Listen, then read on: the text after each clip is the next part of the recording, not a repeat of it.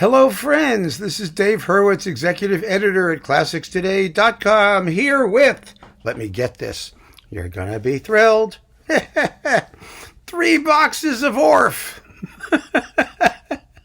I know, just the thought makes me laugh, and it should make you laugh too. You know, Carl Orff is the epitome of the one-shot wonder. Everybody loves Carmina Burana, and for good reason. It's a masterpiece of its kind, no question about it. But like so many of you, I'm sure, you hear Carmina Burana and you go, oh, this is really cool. What else did he write? And then you go on this quest. The first thing you realize is that Carmina Burana is part of a trilogy. And the second one is called Catulle Carmina.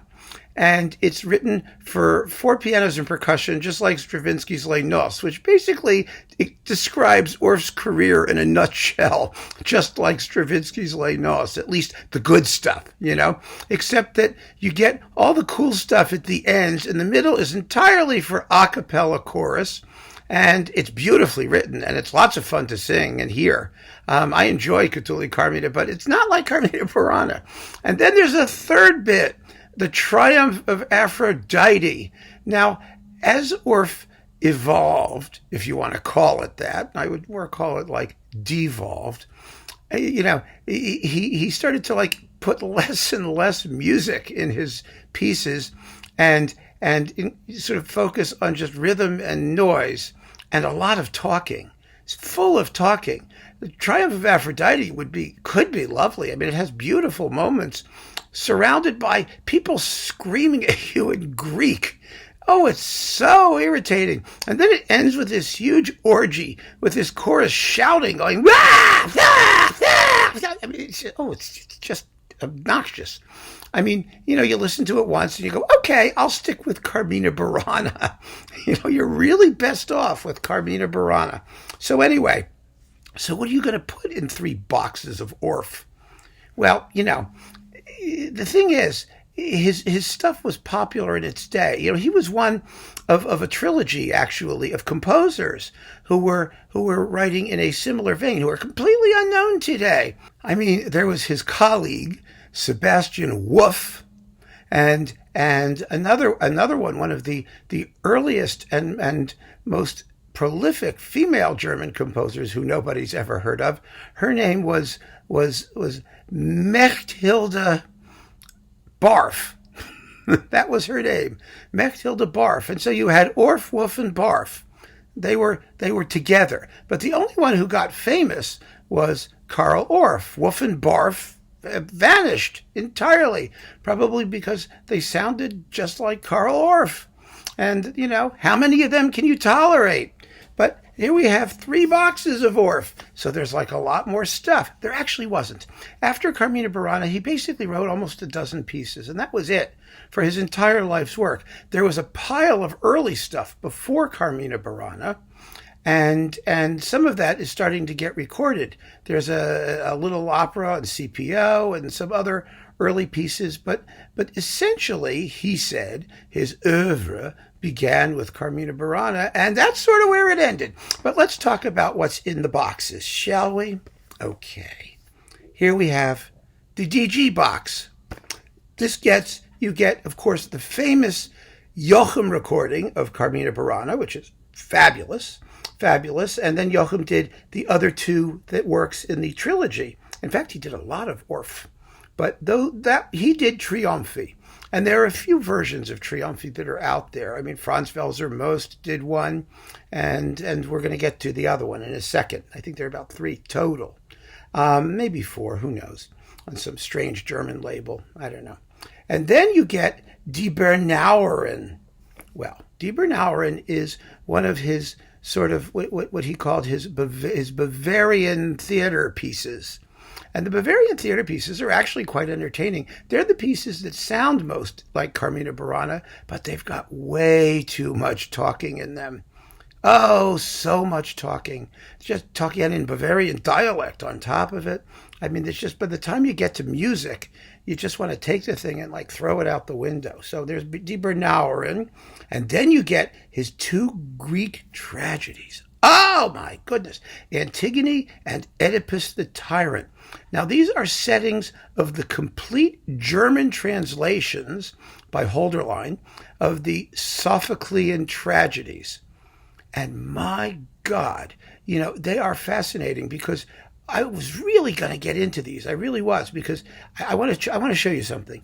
I went to the Schott website here, and I looked to see what the orchestration is, because it's fascinating. And I actually have the scores, or had them. I got rid of them. I mean, I was never looking at them. But you can find them on the Schott website. The scoring of these pieces is fascinating. And you think, gee, we're really going to get there. This is really going to be cool. Here is the orchestration. It's 6 pianos, 4 harps, mandolin, celesta, glass harmonica, 6 string basses, 6 flutes, with, some piccolo things mixed in, 6 oboes, 6 trombones, something called an organon, which I think is a QAnon with a keyboard attached to it, 5 to 6 timpani, and then 12 to 18 percussionists. Oh, yes! Playing everything in sight, xylophones and marimbas and gongs and tuned ones and tam-tams and rock things and cymbals and just unbelievable quantities of stuff. The problem is you never hear it. I mean, he uses it, but it's with such austerity. It's so depressing. The only, let me get rid of this thing. The only good moment in any of these pieces is the initial entry of the chorus, because that's when he does something with the full ensemble. And he makes wonderful sounds with it for about a minute and a half. And for the other 2 hours or so, it's just rhythmic chanting in German, underpinned by an occasional ping or plonk or bloop. I mean, it's really extraordinary. In fact, I have a special guest musicologist here to give her impression of Orff's Greek tragedies. And I'm speaking, of course, of my cat, Pipo, who is an expert ever since she did John Cage's 4 minutes and 33 seconds, a great aficionado of modern music, avant-garde music. She has the most wide-ranging repertoire and range of taste in the entire feline universe.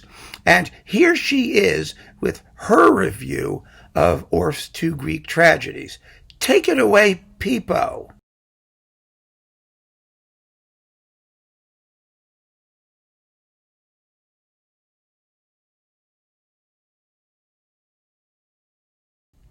I mean, I can't disagree with that at all.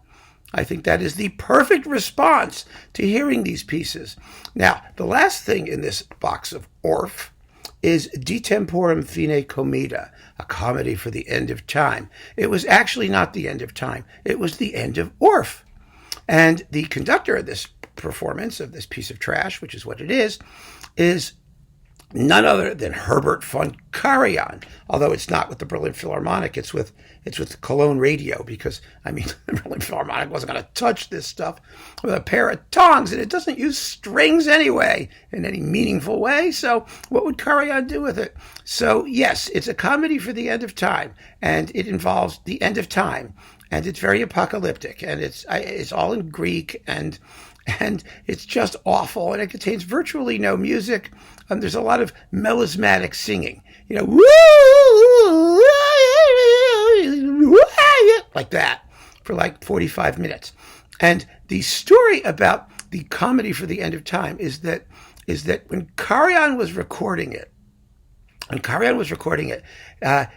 Orff went back into the studio. I mean, this was wonderful. It was like 2 old Nazis. He had to do his job for his Nazi compatriot, because they both sort of were, you know what I mean?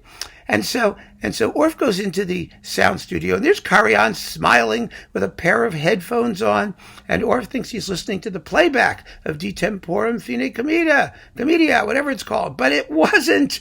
He was actually listening to the edits of his Mahler Fifth, which he was very pleased with. And he was ignoring Orff entirely. And when Orff found that out, he was not amused, as you can imagine. And you will not be amused either if you hear De Temporum Fine Commedia. So what are you going to do with this thing? This box of Orff. It's only good for the Joachim Carmina Burana and maybe Catulle Carmina, which you can get separately. Otherwise, it's a yawn. It's a big snooze. So that's that box of Orff. Box of Orff number 2. Kurt Eichhorn conducts Orff. How would you like to hang your hat on that for your career? Actually, Kurt Eichhorn also did some Bruckner stuff. Now, these are these old Eurodisc recordings eventually. Now they're on BMG. And Carl Orff talks on these. We have Carl Orff in conversation, and he also is like the narrator. And there's a lot of narration in some of these. So what do you get? You get Carmina Burana. Not as good as the Jochum, not anything nearly as good as the Jochum. And then you get Die Kluge. Die Kluge and Der Mond, they sort of go together. They're these one-act Bavarian opera things. I like Der Mond. I really do. Der Mond is fun. It's like I said, it's the closest thing to Carmina Burana he wrote. And it's like, there's also way too much talking, and it gets less interesting as it goes. It's in 2 parts. And it's the story of how the moon got where it was. And it's very folky. And it's about, they used to hang it on a tree. And these 3 guys steal it. And they bring it to their town. And then when they die, they cut it in thirds and take it down to hell with the dead. And it wakes up the dead. And St. Peter has to look down and, throw a bomb. It's the only piece of music I know that's scored for a bowling alley. I mean, it has actually a bowling alley in the percussion section. But the music is fun. It's Das ist der Mond, das ist der Mond. Unser Schultheiß hat dir für $3. Ich bin befestigt für $3. It's very Orff-like, sort of that rhythmic, folky, it's cute, it's charming. And so it's tolerable. And the cast is wonderful. I mean, you got great singers to do this stuff. You've got Lucia Popp and Thomas Stewart and Gottlob Frick. I mean, wow, And then you got Die Kluge. Actually, that was the cast of Die Kluge. Der Mond has a different cast, but it doesn't matter. It's all the same stuff. Die Kluge is about the smart, it's die Geschichte von der, König und die kluge Frau. It's the story of the king and the smart girl. And it begins with this guy complaining because he's in jail. And he's going, oh, hätte ich meine Tochter nur geglaubt. Bump. Oh, hätte ich meine Tochter nur geglaubt. Oh, hätte ich ihn geglaubt. Oh, hätte ich ihn geglaubt. Oh, hätte ich ihn geglaubt. Ich ihn geglaubt. Ich ihn geglaubt. Ich ihn geglaubt. Blah, blah, blah. It sounds like Orff, right? And then you get his Christmas and Easter plays, which are just as boring as, and the rest of the Easter plays, and then Astutuli, which is another Bavarian comedy. And here to review the Christmas and Easter plays is my special guest critic, Pipo the cat. Take it away, Pipo.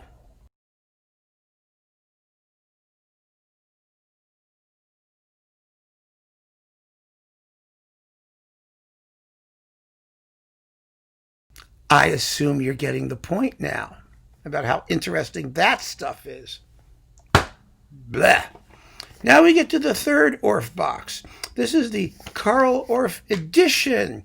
Actually, if you're going to get a box of Orff, this is the box to get. Why? Well, because you get Trilogy with Herbert Kegel. This is the best version of Trilogy out there on the whole. I mean, Carmina Burana is gorgeous. It's the most fabulously sung Carmina Burana of all. It's extremely musical. It's not too hot in the percussion section. I mean, that's me, but it's a marvelous performance. It was on Phillips originally, and he did the other 2, Catulle Carmina, with incredible choral singing, and the Triumph of Aphrodite, which in a way which is not too irritating, and you get fabulous performances of Die Kluge and Der Mond, which are the only other 2 pieces he wrote, which I think is worth hearing. So here it is, Kegel. See it? There you go. It's a box of Orff. And Pipo stayed awake for these. And that means they must be good for something. You know what I mean? So if you're going to get a box of Orff, if you're interested in anything he did after Carmina Burana, and I am not suggesting you need to be, but if you are, and you want Trilogy, the other 2 pieces in the trilogy, and some of his other stage work, because everything he did was stage work. Here you go. However, I will say, between these things, you have basically his entire output. The only thing you don't have is Prometheus, which was recorded on Akanta, the Akanta label. And Prometheus consists entirely of percussion, playing little like 8-bar fragments of something. There is so little music in it. It's so stripped down. It's just rhythm and yelling. That is the only thing you need to know about Prometheus. And the rest of it, this is it. This is Orff. This is his life in a box, basically, or 3 boxes. I can't push this on you at all. But I do suggest, if you can find it still, because it's on like Berlin Classics, I think, is this thing? Yeah, it's on Berlin Classics. This Orff edition with Herbert Kegel is definitely worth hearing. The other 2 are only for sadomasochists or bored felines. I don't know. I don't know what to tell you. You know, Orff was a cipher. He was important for his educational work. He was musically, frankly, a non-entity, as far as I'm concerned. He made his entire career copying Stravinsky's Les Noces to a greater or lesser degree. And the closer he was to Stravinsky, the better he was. And then as soon as he went off on his own, he became completely irrelevant. And that is the story of Mr. Orff. Maybe we can dig up Mechtilde Barff or Sebastian Wolff and hear what they have to offer. Keep on listening, folks. Take care.